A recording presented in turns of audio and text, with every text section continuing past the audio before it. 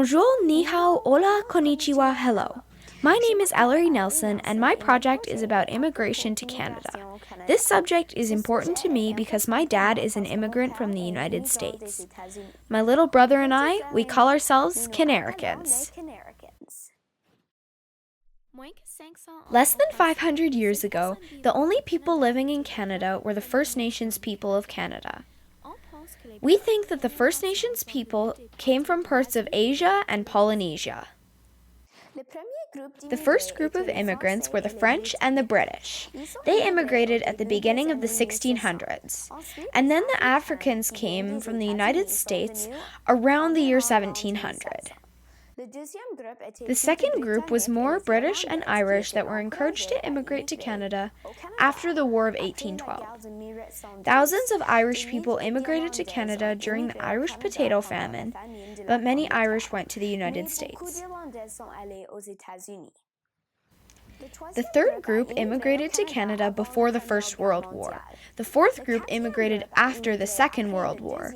These two groups consisted mainly of Europeans and Chinese. The fifth group started to immigrate to Canada around the year 1970. This group is still immigrating today. Most of these immigrants come from South Asia, China, and the Caribbean. There's been a lot of refugees in this group. Many of these refugees come from Syria.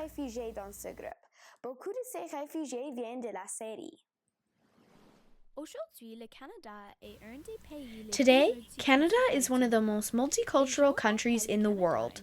People call Canada a country of immigrants because millions of immigrants come to live here and have helped to build and defend our way of life. Immigration and citizenship are important parts of Canadian history and will remain an essential part of the future of Canada. Canada needs immigrants because we are one of the most underpopulated countries in the world.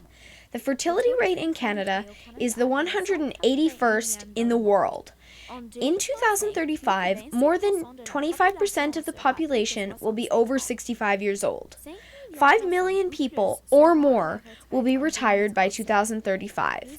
We will need around 350,000 immigrants each year to have enough people to fill the jobs to satisfy the needs of the workforce. As young citizens, we have the opportunity to connect with the people of the world by educating ourselves and our communities about the necessity of immigration.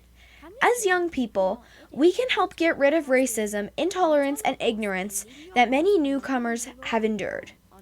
There has never been a time in history where we can open windows so easily into other countries through the internet, social medias, and traveling and learning about them. By informing ourselves about the people of the world, we will eliminate the fear of the unknown, and we can embrace the differences that other cultures can bring to Canada.